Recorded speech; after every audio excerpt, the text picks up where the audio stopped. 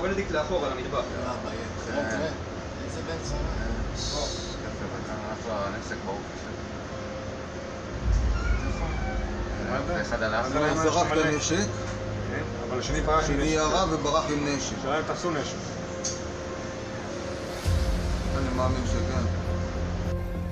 And we're following some breaking news out of Israel right now. An attack on a crowded market in Tel Aviv. At least 9 people have been wounded at Sarona Market. It's a popular nighttime destination. There are reports that at least 1 gunman has been shot and arrested, and potentially another one may have fled on foot. Police are still searching for that attacker.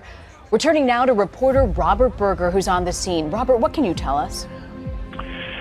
Well, this is a popular mall in Tel Aviv, and about 10 o'clock in the evening right now, maybe a half an hour or so ago, this gunman went into the mall and started shooting. People, eyewitnesses have been saying that they took cover under tables in restaurants and in stores. He apparently opened fire at a number of locations inside the mall, and then something happened to his gun. The gun or rifle may have been an improvised weapon, according to reports, and may have stalled, and at that point he tried to escape. Massive police and anti-terror units arrived on the scene and caught the assailant. So far, we don't know his identity. It's assumed that this was a Palestinian terrorist attack. Further update that I'm just being told in my ear as we speak, Hala, the number of people who have died as a result of this attack is now 3. So 3 people have been killed as a result of this shooting in this market area in central Tel Aviv, the Sarona market, a busy entertainment area, very busy at this time on a Wednesday evening. At least 2 gunmen have been involved in this attack. As I say, we believe there could also be a third that the police are looking for, but at this point we're certainly sure that they have confirmed 2 of those attackers have been neutralized. And as a result, this is the latest information that we have just received, and that is that in total 3 people so far have died as a result of injuries sustained during this attack. So to keep the overall context, the extent of the injuries here, remember we were told that 9 were injured initially, 1 of them critical. The latest update since then is that 3 of those people have now died. Well, it's certainly starting to emerge, Phil, as though this is a mass shooting, clearly an attack on a soft target right now based on all the initial preliminary details we're getting from this very fast developing story with potentially a third shooter on the loose. A new terror attack in Israel, and here's the backdrop to this latest incident. Since September 2015, 34 people have been killed in terror attacks in Israel, 460 people injured, 151 stabbings and 91 shootings, 43 vehicular attacks and 1 bus bombing. And now this. 4 people killed today, 2 hours ago. It happened at a crowded shopping mall in Tel Aviv. You know, it's interesting, right around where the shooting occurred, Michael, of course, there's a big police presence and people, including the media, have been backed up even further. But just at the other end of the market, I just walked by and there were, even an hour or 2 ago, there were people having a very festive meal at a restaurant on the other end of the market. So, yes, Israel is known for getting back to normal as quickly as possible, and you can already see signs of that happening. But still, I've spent a lot of time at this market. I was here just a few days ago, and even at this late at night, you would expect to see people out and about having a good time. Right here in the vicinity of where the shooting appears to have happened, you don't see that. You see more police and media. Yeah, and in terms of, I don't know if you've been able to speak to people there, what their reaction was to what happened. I mean, we saw the surveillance video of the people in absolute terror trying to run out of a cafe. I mean, I can't imagine what was going through people's minds. Have you been able to speak to anyone there? You know, just in general, speaking to Israelis, I think the feeling is that, well, you know, unfortunately, violence is all too common here, that this was the last place that you would expect it to happen. This is a very popular location. This is a very bustling, modern area. The market itself, you see shops, you know, mostly owned by Jewish Israelis, but also by Arabs. I mean, there are plenty of shops that Arab families own and sell fruit and sell a variety of foods. So this just isn't the place that you would expect expect anything to happen. You would never be nervous, for example, if you had friends who were visiting Israel and they said, where should I avoid? What should I do to be careful? This is the last place you would tell them they would need to worry about. This is one of the first places, in fact, that you would send them. It'll be interesting to see tomorrow morning. Are people afraid to come here, or do they come here as normal? My guess would be is that things will get back to normal quite quickly. We want to show you some video right now of police going after the alleged attacker. We want to warn you this could be slightly graphic, what you're about to watch. There was a shooting.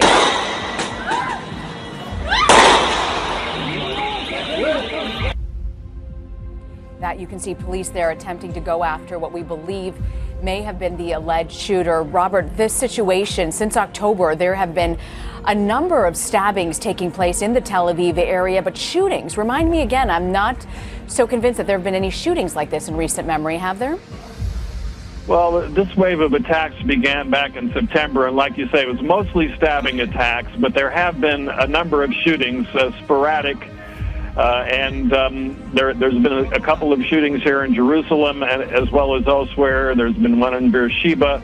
There was a shooting at a bar in Tel Aviv about 2 months ago in which several people were killed. Then, for the past month or so, it's been relatively quiet, but still, you know, the tensions are simmering, and then you have an attack like this, which raises tensions and, of course, can create, the danger of copycat attacks as Palestinians try to revive this uprising. Robert, a friend of mine who is a reporter at the Jerusalem Post, Ben Hartman, has been posting on Twitter, and he says on Twitter that 2 attackers have been neutralized in the Sarona attack, looking into witness reports of a 3rd attacker seen fleeing, although he's unclear as to if that is the case. What are you hearing more from the police, if anything, about the number of attackers? Right, they just came out. Originally they were saying 1 attacker, but they were concerned that maybe there was a second. And now the police have just come out and said that there are 2 attackers who have been neutralized, as they put it. In other words, they've been caught and perhaps wounded, but in any event, they have been neutralized. These attacks are coming at a time when we know President Obama, from his first day in office, has wanted to get some sort of peace accord between the Israelis and the Palestinians to create a Palestinian state. We know John Kerry, the Secretary of State, has been active in trying to push talks along at this moment. Robert, can you tell us what the political climate is right now, especially the situation with Palestinians? Is any of this connected? Well, the peace process has been basically dead now for over a year, and there really aren't any attempts to revive it, at least not by the United States. There was a peace conference in Paris last week trying to revive the peace process, but, you know, in the absence of a peace process, you have this kind of political vacuum where violence can happen. On the other hand, you know, when there have been peace processes in the past, and then militants have tried to torpedo the peace process with these kind of attacks. So, it can really happen whether there is a peace process or not. Certainly right now, the case is that there is no peace process and really no prospect of reviving peace talks. Well, Stuart, not surprisingly, there are a lot of questions, a lot of unanswered questions at this point, but we are starting to get a better picture of what happened 2 hours ago in that crowded market area of Tel Aviv. We understand 2 gunmen, and Fox News has learned that they are 2 cousins from the Hebron area in the Palestinian West Bank, that they opened fire in this crowded market area. Eyewitnesses said at least one of them had a sort of semi-automatic, automatic type rifle and just started firing into the crowd. We understand that at least one of them was neutralized and brought down by either an off-duty police officer or some type of security guard. We've seen social video. We've seen eyewitnesses say that at least one of the attackers was brought down and was shot. Police are saying that both are in custody and one was injured. Presumably that would be the one that was shot, as we've seen on social media.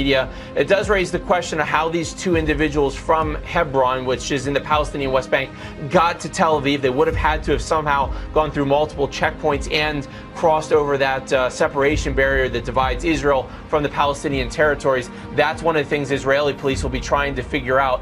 what we understand right now is, at least on the scene, things are under control. The individuals that have been injured have been taken to the hospital. At least 4 people have been killed. Several are still in critical condition. Maybe as many as 4 or 5 are still at the hospital receiving treatment. There are rumors that a police officer was injured. That hasn't been confirmed. And there are also reports that these 2 individuals, the attackers, were wearing Orthodox outfits, dressed as Hasidic Jews. That still hasn't been officially confirmed, but some of the pictures we're seeing on social media of the attackers appear to have the men in black pants and a white shirt, which in this part of Israel is fairly common of an outfit for the Hasidic community. So it does appear that they were at least trying to blend in, although that part of Tel Aviv is not a particularly religious area. It's a part of Tel Aviv that's popular with tourists, and it's also, should be pointed out, Stuart, it's right across from their sort of Pentagon area, their defense ministry. It's a lot like being in Arlington, Virginia, in the shopping mall at the Pentagon City there. It's very close to the heart of the military establishment. The images that our viewers are seeing at the moment are coming from Israeli TV. You can see people, our viewers, Carla, can see people scrambling to get away from, evidently, the attack. That's from Israeli television as we speak. It looks like a chaotic scene with people literally scrambling to get out of the way.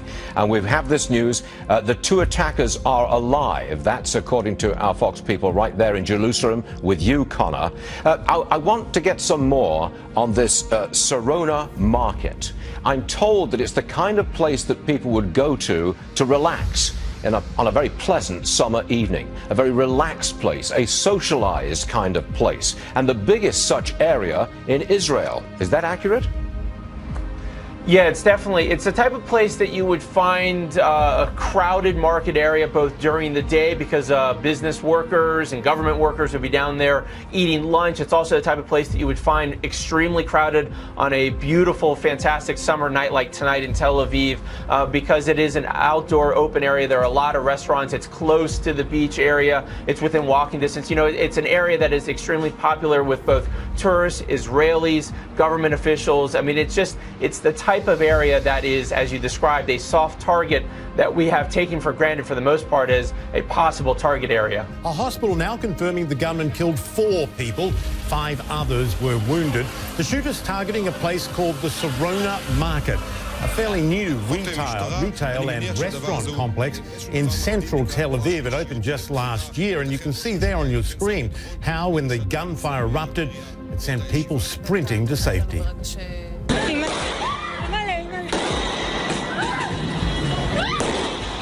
And those shots there coming from an Israeli policeman who's firing on one of the suspects.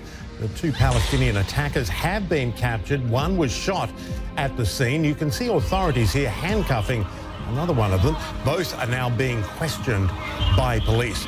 The Israeli Prime Minister actually addressed the violence a short time ago, saying the authorities will, quote, attack the attackers and defend those who need defending.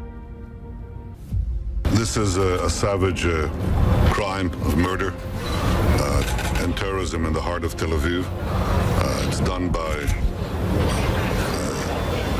criminal terrorists who don't value human life or are willing to murder innocent citizens who are sitting in a coffee shop. I think a larger tragedy was avoided by the resolute action of citizens, of security people, police.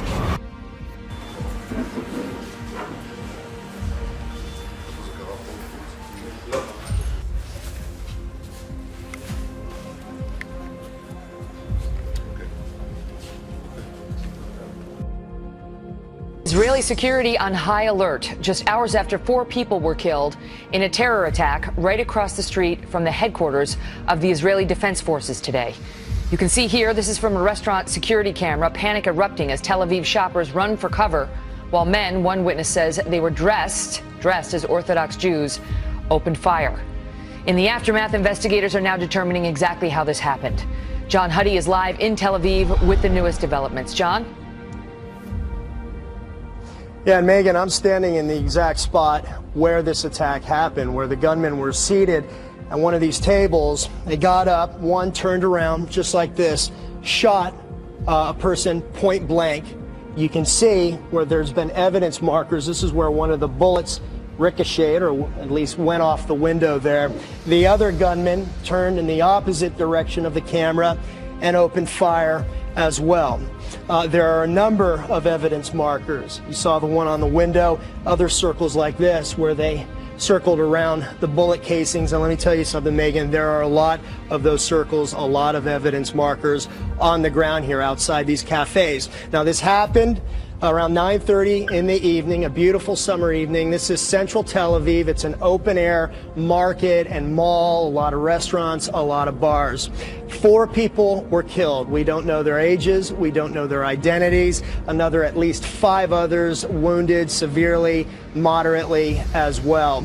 Here's what we know about the gunmen. They're in their early 20s, they're Palestinian, and they're cousins from the West Bank area of Hebron. This is an area that's been a flashpoint for violence between Palestinians and mostly Israeli border police and security forces, near daily stabbings, attempted stabbings. It's unclear, though, Megan, if these 2 attackers were in any way connected to any type of terror cell or terror organization, and why they chose this place in particular. If they were so-called lone wolf attackers, as has been the case in other attacks, including 2 recent attacks here in Tel Aviv as well. This has been the worst so far this year, however, and as you said, the investigation continues. We understand that Israeli security forces have stormed the village where these 2 gunmen are from.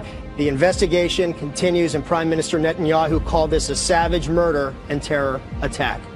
Megan, back to you. Just chilling. John Huddy, thank you.